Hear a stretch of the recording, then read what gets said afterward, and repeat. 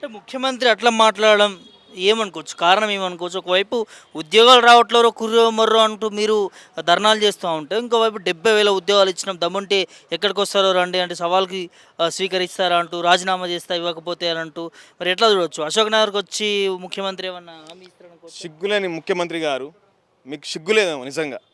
Odean Mahal theatre ఓపెన్కి వచ్చి దాదాపు నీకు 300 మీటర్ల దూరంలో ఉన్న చిక్కడపల్లి లైబ్రరీ రాలేదు. మీరు ఎక్కడి నుంచో సవాల్ ఇస్తారు. మరి ఎక్కడ రావాలి చెప్పండి?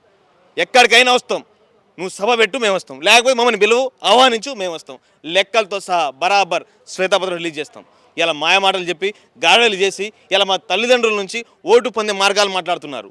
ఇలా ఎవరికి మున్సిపల్ ఓట్లలో ఇలా మున్సిపల్ ఓట్ల కోసం వెళ్ళి మా తల్లిదండ్రులు అబద్ధాలు చెప్పి 70,000 ఇచ్చాం 90,000 ఇచ్చాం అబద్ధాలు మాట్లాడించి వాళ్ళతో ఓట్లు వేయించుకునే కార్యక్రమం ఇలా షురూ చేసిండు. ఎవరంటే ఇలా రేవంత్ రెడ్డి గారు. నీకు నిజంగా చిత్తశుద్ధి దమ్ము ఉంటే అశోక్ నగర్లో చిక్కడపల్లి లైబ్రరీ ఉంది, అదేవిధంగా అశోక్ నగర్ ఉంది, దిల్షు నగర్ ఉంది, అమీర్పేటలు ఉంది. ఈ 3 సెంటర్లో ఏ సెంటర్కి వచ్చినా ఓకే, నువ్వు ఏ సెంటర్కి వచ్చినా సరే నువ్వు వస్తావా, మీ మంత్రులు వస్తారా, మీ ఎమ్మెల్యేలు వస్తారా, ఎవరైనా రాని శ్వేతాపత్రం తీసుకునండి.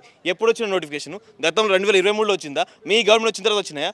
మీరు మందికి పుట్టిన పిల్లలను దగ్గర తీసుకొని ముద్దు పెట్టే కార్యక్రమం చేస్తున్నారు, పేర్లు పెట్టే కార్యక్రమం చేస్తున్నారు. నేను బరాబర్ అడుగుతున్నా, మీ గవర్నమెంట్ వచ్చిన తర్వాత ఒక్కడంటే ఒక్క నోటిఫికేషన్ రాలేదు. మీరు ఏదో ఇవాళ 70,000 90 ప్రతి సభలో ఓడిపోతున్న భయం ఓడిపోతున్న మున్సిపల్ ఎలక్షన్స్లో ఓడిపోతున్న భయంతో ఇలా నిరుద్యోగులు ఎక్కడెక్కడ ఎండగడతారని చెప్పి ఇలా ప్రతి సభలో కూడా 70,000 ఇచ్చినా 90,000 ఇచ్చినా అబద్ధాలు ఆడి చెప్తున్నారు. మరి ఆ రోజు మన రిపబ్లిక్ డే నాడు మన గవర్నర్ గారు 62,742 అన్నారు. మీరు 26కు 4వ తారీఖు 10,000 పెంచేసినప్పుడే 26కి ఇలా 10వ తారీఖు 10,000 పెంచేసిండేమంటే ఈయన 10,000 పెంచుతాడు, పొన్నం ప్రభాకర్ 20 పెంచుతాడు, వివేక్ ఎండస్వామి ఇంకా 30 పెంచుతాడు.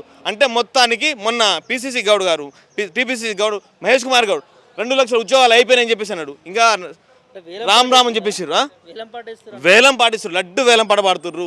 వినాయక చేతులు లడ్డు వేలం పాట పాడినప్పుడు 16 ఎన్నిసార్లు అంటారు, వీళ్ళు కూడా లడ్డు వేలం పాట పాడుతురు. వీళ్ళకి అర్థమైపోయింది నిరుద్యోగులు ఆగ్రహానికి ఉన్నారు అని చెప్పేసి వాళ్ళ తల్లిదండ్రులను ఇలా మార్చే ప్రయత్నంలో ఇలా అబద్ధాలు ఆడుతున్నారు. కానీ ఒక్క నోటిఫికేషన్ రాలేదు.